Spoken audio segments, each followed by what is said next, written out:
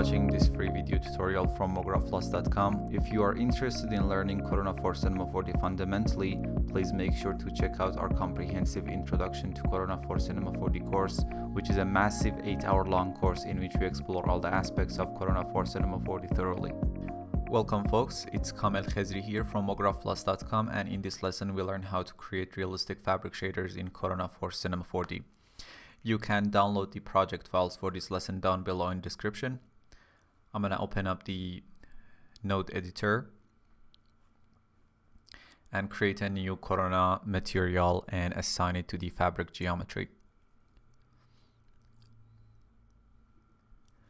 If you take a look at this reference photo, you can start to see what makes fabrics look like fabrics.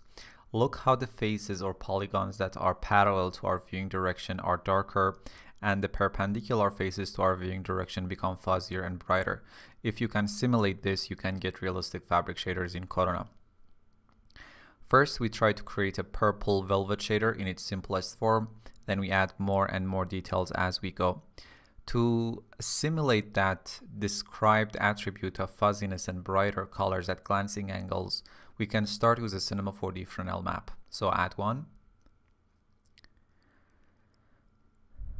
and connect it to the diffuse color input of the Corona material. From the preview, you notice we get this black color at the parallel faces to the viewing direction, and it transitions to this white color at the perpendicular faces to the viewing direction. And this is very close to what we want. We just need to adjust this transition a bit and change the colors to what we want. I won't be using this Fresnel map directly in the diffuse color. I'll be actually using it just to mix between the actual purple colors. To control how exactly this transition happens, I'm going to change the Fresnel mode to physical. And now using this simple IOR value, we can adjust how this transition happens. Lower IOR values will restrict that fuzziness to the very glancing angles. So the lower the IR value, the more limited that brighter color would be to the glancing angles. In this case, let's use 1.25 as the IR value. Now we need to add our main purple colors. So I'm going to add a color node and use this dark saturated purple, and this would be the color for the perpendicular faces to the viewing direction. Now duplicate the color node and change the color to this brighter purple, or better to say this kind of dirty pink. And this would be the color at the glancing angles, just a brighter shade of the same purple. Now we just have the simple task of using this Fresnel as a mix map to mix between these two colors. So I'm gonna add a layer node, use the dark purple shader as the first shader, the Fresnel map as the second shader. This is going to be our layer mask, and the brighter purple shade as the final shader. Now connect the layer shader to the diffuse input of the Corona material, and in the layer node itself change the Fresnel map to a layer mask. And that's how Cinema 4D layer map works. Now we have restricted the bright purple color to only glancing angles using a Fresnel map. And this should give us a basic velvet material. I'm gonna start the render and see what we get. And here is our basic velvet shader. Let me just increase the contrast in the frame buffer to something like 2.5. As you can see, it's really quite realistic even in this basic stage. Now, if you want to get a different velvet color, we can simply change the defined colors in the color nodes that we have, or simply connect the layer node to a filter node and adjust the hue to get different colors. Let's do that.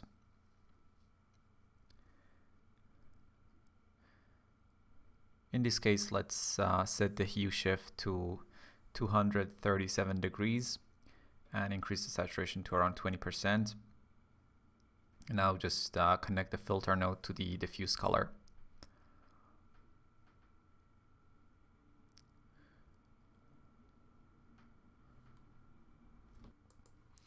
And now we get this nice teal velvet material.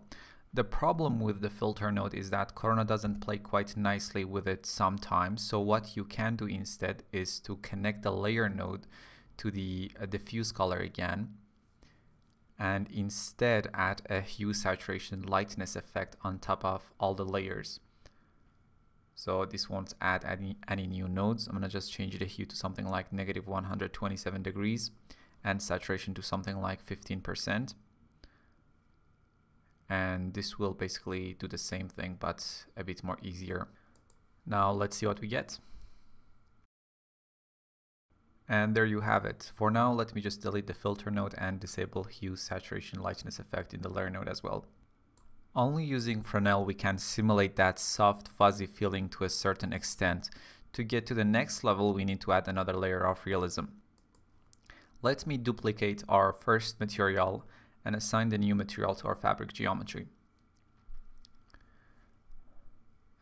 To simulate that fuzzy feeling, we can try to add tiny, brighter specks all over the surface of our fabric material. To achieve that, first let's make a brighter colors compared to what we have. So I'm going to add a Corona color correct node and connect the output of the layer map to Corona color correct node and increase the brightness to about 0.4.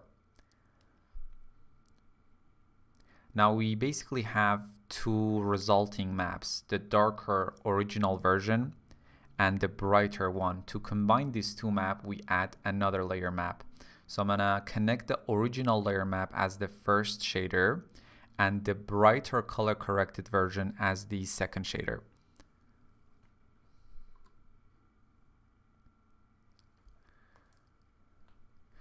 Now we can add a noise map to simulate those small points on the surface. So basically the brighter shade that we just created using the color correct node will be just visible through the brighter points in the noise map. So let's add a noise map and connect it to the diffuse color and run the interactive rendering. I'm going to change the noise type to Voronoi 1 and change the global scale to around 1% because we want to make sure we get only very small specks on the surface. And finally, I want to invert the resulting map using a Corona color correct node. So connect the noise to a Corona color correct map and in there, make sure to enable invert colors. And now connect the resulting map to the layer map and make sure it's the middle layer and change the use the map basically as a layer mask by changing the blending mode. And now connect the final layer map to the diffuse color.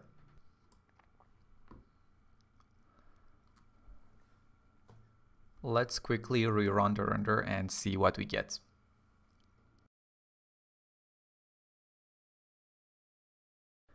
And here is our nice fuzzy velvet shader. It might be impossible to see the changes through this recording session, but it adds a lot to the overall realism of the shader, especially in high resolution or close-up shots. Now to get the same shader but with a different color, you can simply connect the resulting layer map to a Cinema 4D filter node or just add a hue, saturation, lightness effect in the layer map itself on top of everything else. So let's do that. And in this case, change the hue again to something like negative 127 or any hue that you want, and saturation to something like 15%.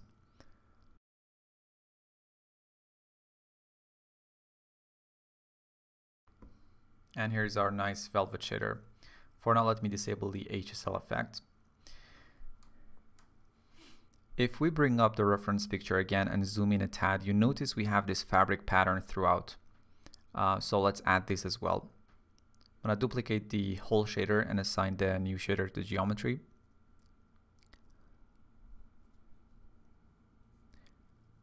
And load this fabric pattern image.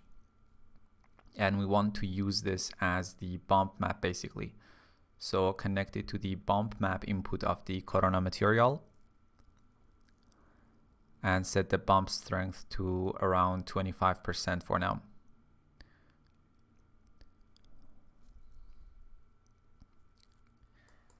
Set the tiling of the texture tag to 0.2 and 0.2 so the fabric pattern will be visible in the render and not so small. And for this render, let's increase the resolution to 1200 by 1058. Now let's see what we get. And now we have this beautiful fabric pattern as well. For a velvet shader, if you decided to add a fabric pattern, it should be very subtle as we want to keep the soft feeling of the shader. So don't use exaggerated bump strength values. For now, let's set the resolution back to 750 by 660. And now let's create a crushed velvet, something like this particular photo right here. For this, let's duplicate the fuzzy velvet shader before we added the bump mapping. Again, we need two base velvet shaders. One should be fairly brighter than the other one, then we mix the two to get the final crushed velvet look. We already have that first set of nodes that combined together would make the darker velvet shader. Now we just need to create a brighter velvet and combine the two. So to do that, simply add another layer node. For the first layer, just connect the existing layer node, which makes the darker velvet. Now connect the existing layer node to a Corona color correct. And in the Corona color correct node, simply increase the brightness to 0.35, and the resulting map is our brighter velvet. And now connect this color correct node to the second layer of our new layer node. To mix these two layers, load this map called BW8 and connect it to the layer node. And use it as the mid layer and use it as a layer mask. And now connect the layer node to the diffuse color input of the Corona material. And make sure the tiling for the texture tag is set to 0.2 and 0.2. I've already worked with these maps and I know how they should be placed and distributed on the surface, so that's why I use this values here. And finally connect the last layer node to the diffuse color of the Corona material and assign it to the geometry. Now let's see what we get. And now we are getting this nice and realistic crushed velvet shader. To control and override the color of this fairly complex velvet shader and get a different color, again, let's simply add an HSL effect and change the hue to something like negative 127 and saturation to 15%. Obviously, you can change the hue and get different colors, but that is up to you. For now, set it to negative 127. And obviously you can again connect the layer node to a filter node and adjust the hue and saturation there, and then connect the filter node to the diffuse input. But this is just the easier way to do it. Next, let's create a simple upholstery cotton fabric shader. So let's create a new Corona material and assign it. I'll load the fabric pattern image again.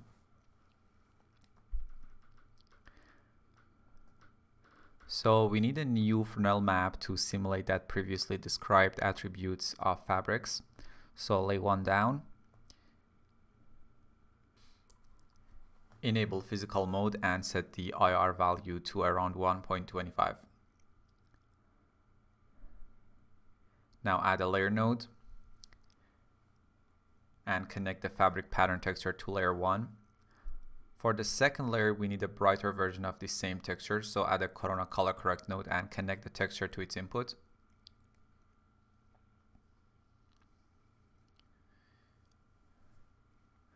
Increase the brightness to 1 and connect it to the next shader input of the layer node.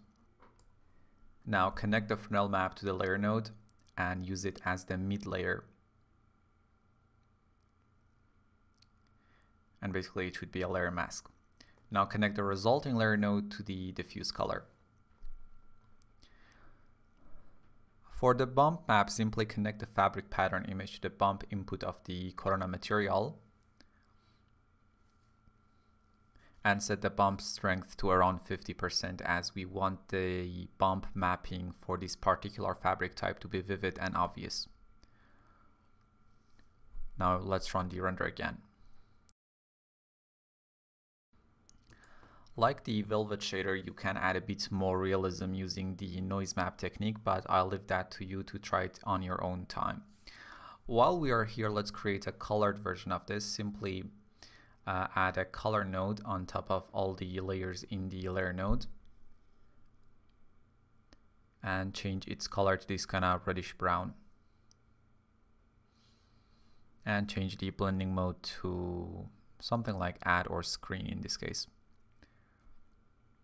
You can use any other color that you want, obviously. Now let's run the render again and see what we get. And there you have it. Next, let's go for a satin or silk look. For satin, if we take a look at this reference photo, you notice satin is different and the highlights are kind of playing with you. There is no well-defined pattern that you can describe, but I have a pretty good formula to create highly realistic satin or silk shader, and it involves the Fresnel node again. So back in Cinema 4D, let's create a new Corona material and assign it to the fabric geometry.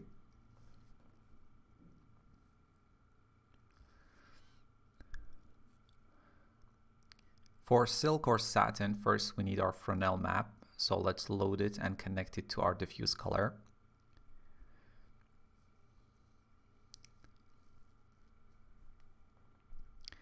If you take a look at this gradient in the Fresnel map and the material preview as well, the black color is mapped to the parallel faces and the white color is mapped to the glancing angles. Let me bring up this Fresnel map that I created before starting this lesson and connect it to the diffuse color input. We are trying to put the highest and brightest values to be a bit off the exact parallel angles to our viewing direction, as you can see from the material preview. And the very frontal angles, right here, about, you can see 35% gray, and the glancing angles a darker value like a 20% gray. And the brightest values you can see should be around 80%, and using these knots we need to make the brightest values to not fade out immediately and have a wider range. So a Fresnel map like this would result in a realistic looking satin shader. You don't have to understand exactly how this works. You can see, if you take a look at this gradient and how the preview looks, you can see how these exact colors and brightness values are mapped to the parallel and perpendicular faces, and just we have tried to make sure the kind of brightest values are a bit off the very frontal angles. And you can just copy this Fresnel map to whatever project that you're working on and use it to create your own satin shaders. Now let's just use this Fresnel map for now and delete the other one and run the render to see what we get.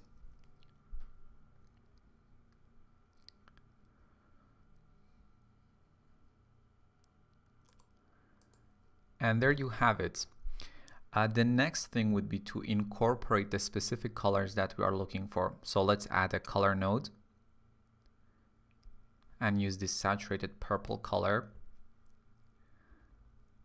and create a duplicate, and in this one use this kind of brighter, less saturated shade. Now again, the same process, add a layer node, use the first color node as the first shader, the second one as the second shader, use the Fresnel as the mask layer in between, and connect the layer node to the diffuse color and run the render.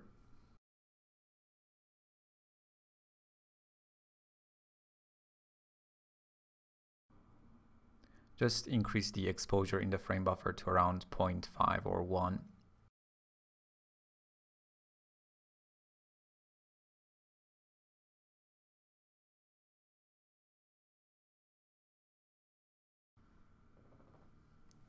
And you can see you have a very realistic satin shader. To get a different satin color, simply again add an HSL effect on top of all the layers.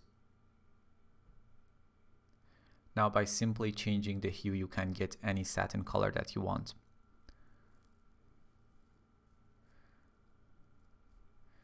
In this case, I'm gonna set the hue to around -80 and saturation to maybe 10%, and let's see what we get.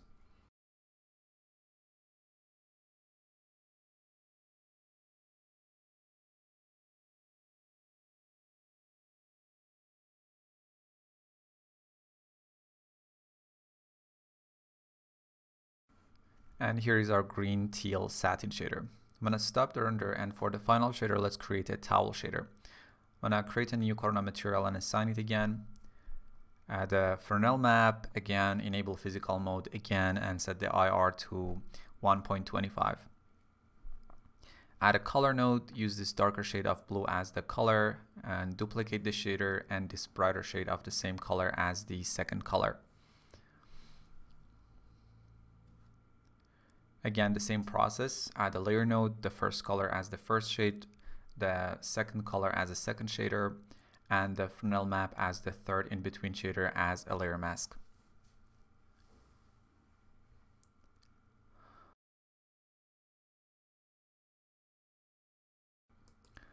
For the displacement map, let's load this towel displacement texture and set the texture tactiling to 0.6 for this material. I've worked with this texture before and I know 0.6 is a proper value here, and connect it to the displacement input of the Corona material. In the Corona material, set the displacement max level to 0.5 centimeters. And in the render settings under the performance tab, decrease the displacement screen size to 1 pixel so we get more detailed displacement mapping. Now let's run the render again and see what we get.